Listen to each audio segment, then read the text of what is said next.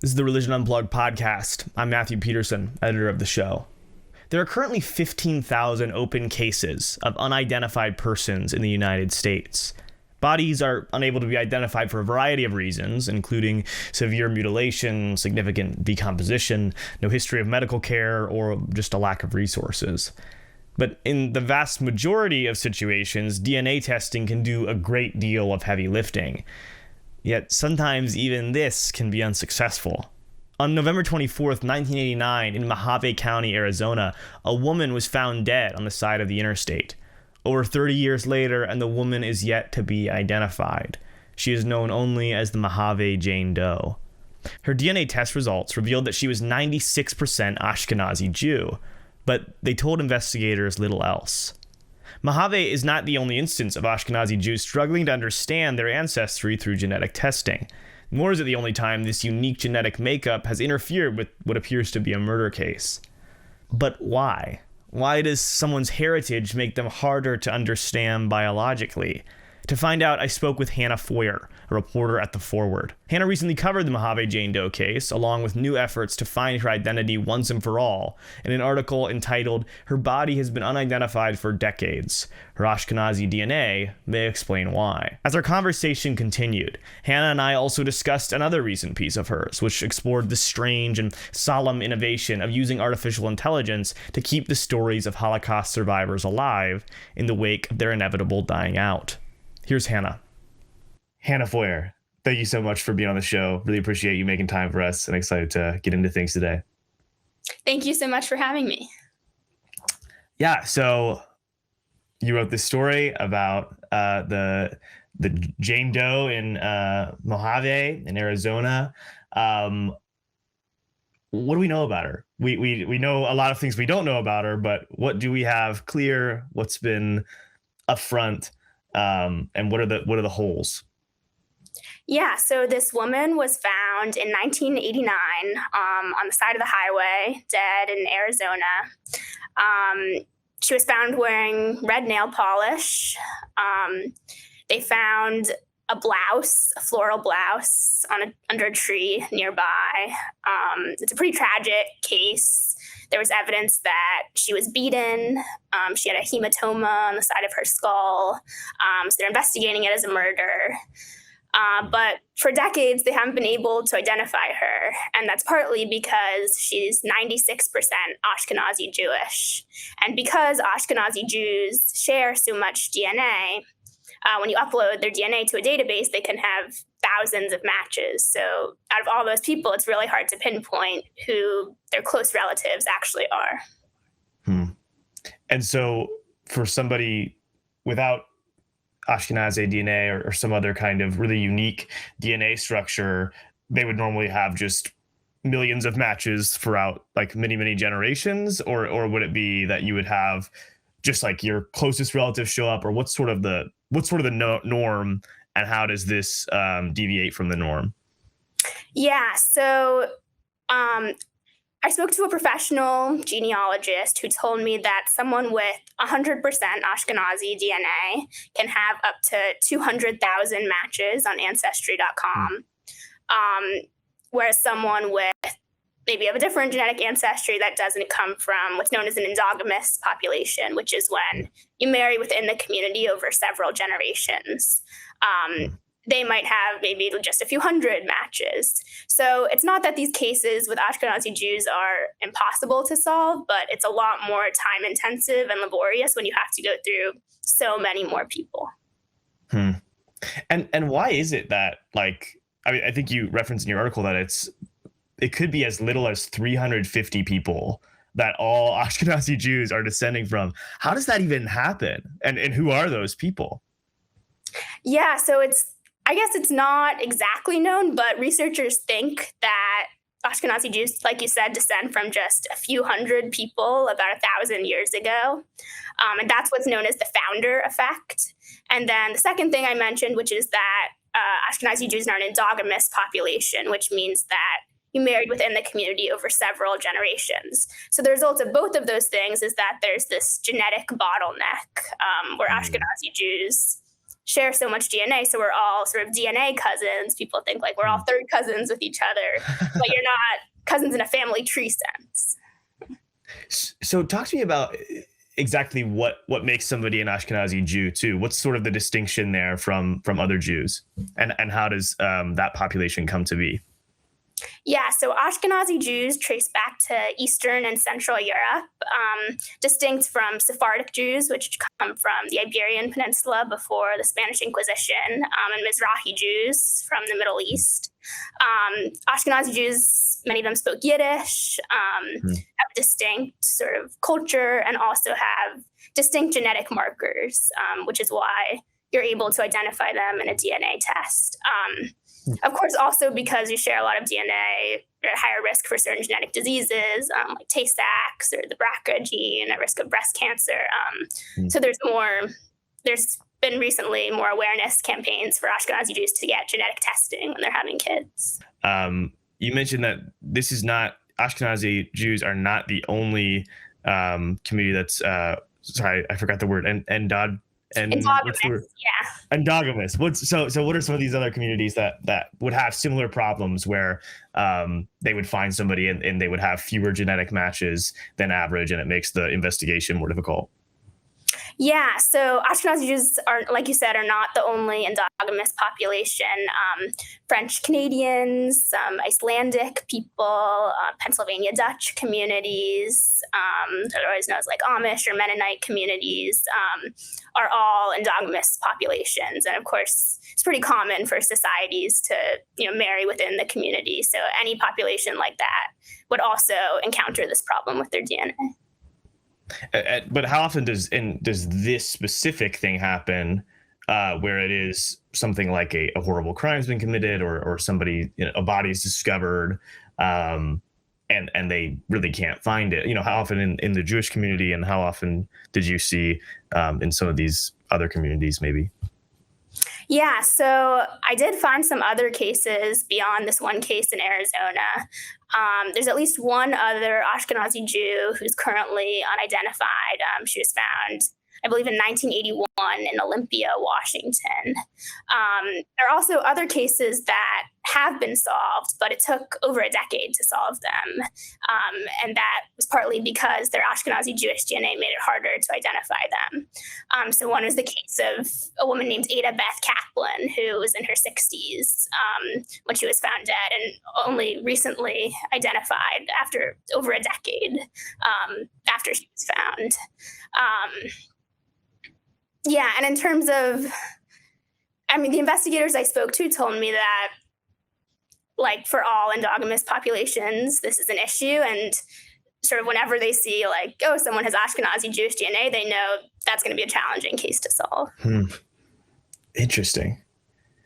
Yeah, that's so fascinating to me. I think one thing that came to mind as I was reading your piece is how different it was than a lot of coverage about some really heinous, extreme murder cases have been, in a good way. That yours was different, because I think, you have in the last 10 years or so, the growth of the true crime podcast, right? And people there's sort of this almost, not all of them are this way, but there is a culture and a subset of that conversation about crime that is sort of indulgent and sort of spectacleizes what's happening, and sort of makes it, there's a dark fascination there, I think, with really, really evil, horrible things. And obviously I thought your article didn't do that at all, which I thought was great. But I'm curious, if you at all felt that impulse in yourself, or from maybe people you were working with who are like, ooh, what's going on with the dark. I'm just curious what you think about that, how you were challenged by the way that so much crime is covered right now. Yeah, good question. I think that it's definitely, like, part of the intrigue or the interest in the article is like, oh my gosh, there's this grand mystery, this person who's been unidentified for decades. Like, how could that be? But also, I guess, wanting to be sensitive to, especially the fact that this is an unnamed person and someone's name is part of what gives them their dignity and their humanity. So just thinking about how awful that is, and that maybe there's a family out there who's missing a loved one and doesn't even know it. And trying to put in the details of what we did know about her, like, you know, she was wearing red nail polish, are things that humanize her. Yeah. Yeah. Like there's a restoring of dignity toward just recounting the little things we know, even if we don't have all the answers. I mean, I'm guessing that there's a long list of just missing persons in Arizona, and they're sort of like, do you have any idea of like how many people kind of fit this general bill of somebody who would have been a woman in Arizona who was Ashkenazi and like her family has reported her missing or something? Or is it just totally in the dark? We don't know where she is or where she comes from. I think it's pretty much totally in the dark. I mean, I'm sure that these investigators, you know, looked at the missing persons list and compared it with all of their DNA that they had. But there just hasn't been a match after all of this time, which is kind of incredible. How did you hear about this story? How did you come across it? So the local Chabad rabbi in Arizona had posted about it on social media.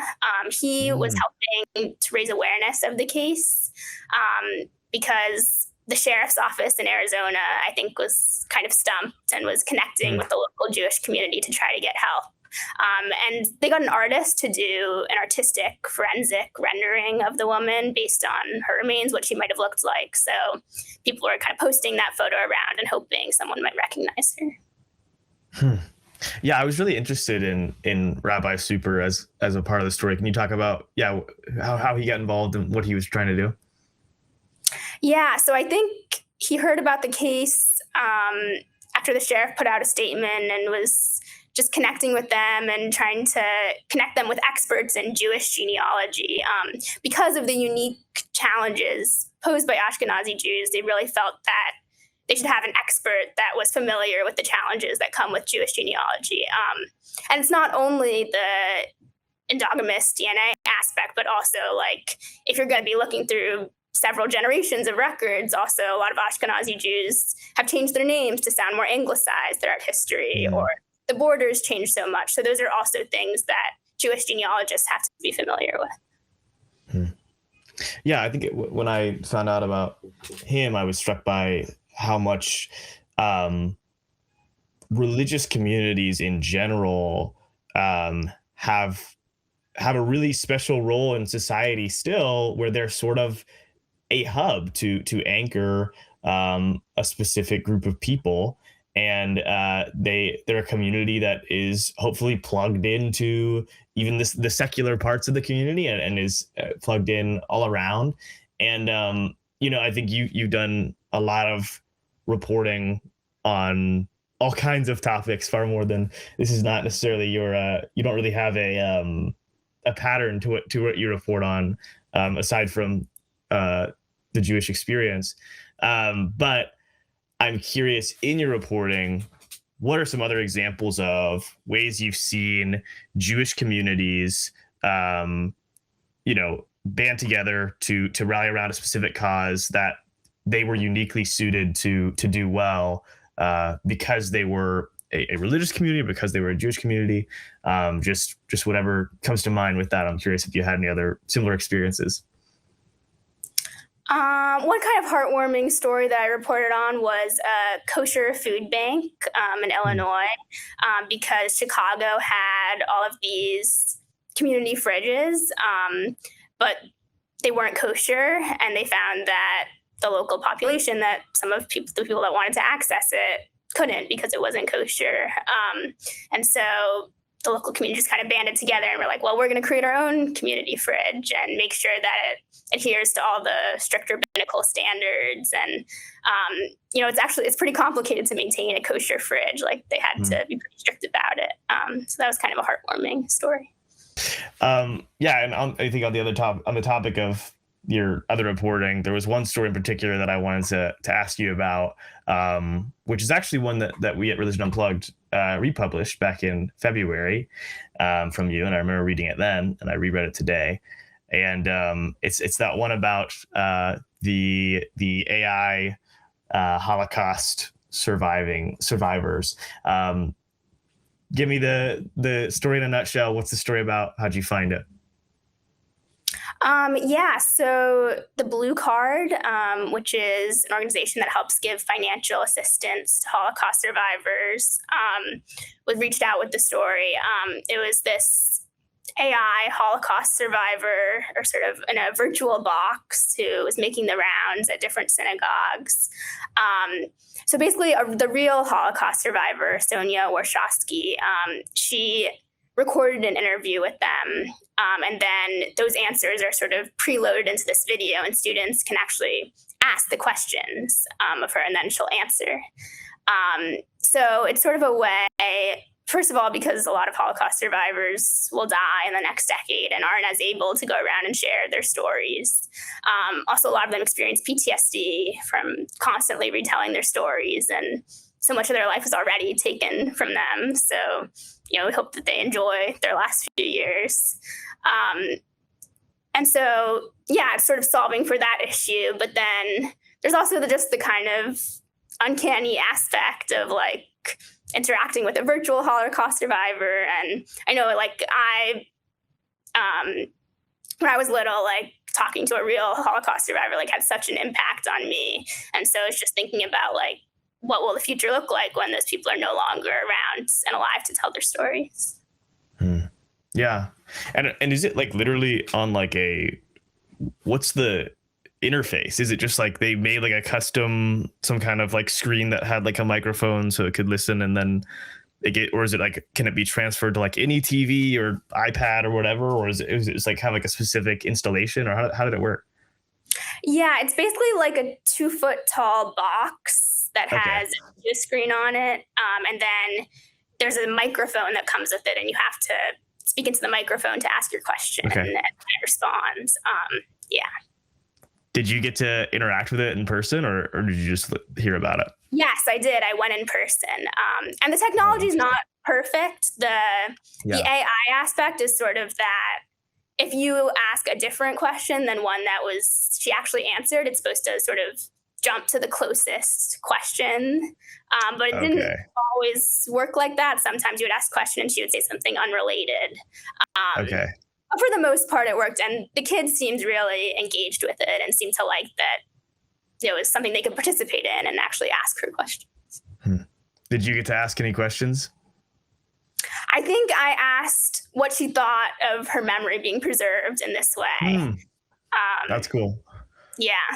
Do you remember what she said? Did she have a... So at first it kind of glitched out and it was unrelated. But then she just sort of talked generally about how important it was to her to tell her story even after she's gone. Yeah. And how old are the kids that it was being shown to? I think they were middle schoolers. Okay. Yeah. Nice. That's probably I can see that being very exciting as a middle schooler, and very like, oh, the AI is going to talk to us. Okay, cool. I was curious, like you say, the sort of like uncanny thing, or like the weird, like, it's strange. It's strange to talk to an AI about something that's so human. I think there's probably very few things that have ever existed as human as storytelling. And I think when you connect that to AI, I, like most people right now, I think am a little bit like, what are you doing? Like, we're taking that from people. But as I read the story and you talked about the PTSD thing, and this is sort of a kindness to them that they don't have to relive these events over and over and over again, I did find myself, getting more and more convinced. So I'm just curious, what were sort of the best arguments for and against that you heard? Yeah. So I think one thing that everyone can agree is not okay is I did come across these other companies that are creating like AI history lessons, and it's like you can interact with AI and Frank. And so you ask Anne Frank questions, but the answers she gives are like, sure, maybe based on her diary, but it's not her exact quotes at all. It's like, seems quite manipulative to have like this interacting with fake Anne Frank. So I think everyone agrees that that's not the way to go about it. What was interesting about this particular AI version of the Holocaust survivor was that they actually did interview her, and any answers that she gave were words that actually came out of her mouth. So that was partly why the sort of technology glitches where you ask a question and she doesn't quite answer. They said that's sort of a feature, not a bug, because when AI just makes stuff up, that's when it can get more dangerous. So I think in this scenario, like, yeah, it seems like a positive use of AI. Of course, though, like in this lesson plan, we also watched a documentary about her. And I feel like that was also like a very powerful part of the lesson. And maybe the asking questions was just sort of like a fun add-on. And the traditional ways to learn history, I think, are still valid. And yeah, almost like if like it's an interesting extra thing to do, but it may not be ever a full replacement for just laying out, here's what happened and here's what everybody experienced. I'll end with this question, which whenever we have reporters on the show, I always like to ask this. And I know you may not be able to talk about all of it, so just say what you feel like you can. But what's coming next for Hannah Foyer? What are you working on? What do you, if you're not working on something yet, but you have something you're interested in, what are you interested in writing? What can we expect? What should we read soon? So I'm working on a piece about Yiddish programs at different colleges and how they're doing. Can't say too much more about that, but about Yiddish, and that's sort of been a thread of this. Young people are trying to revive Yiddish and are finding a lot of community through Yiddish. The Forward actually used to be published in Yiddish. It's now an English language publication. But we still have a Yiddish section too. Really cool. And then, I guess I'm also just a theme in my coverage has been sort of covering the separation of church and state, and how on the state level, some people feel like they're impeding on that. I recently covered an effort on the state level to ban the word West Bank in any official state documents and call it Judea and Samaria. There's, all the debates about the 10 Commandments and displaying them in schools. So that's been an area of coverage for me too. Very cool. All right. Well, I think that's what we have time for. Thank you so much for being on the show. Really appreciate it. Love learning more about all this stuff. Yeah, thank you so much for having me. I really appreciate it.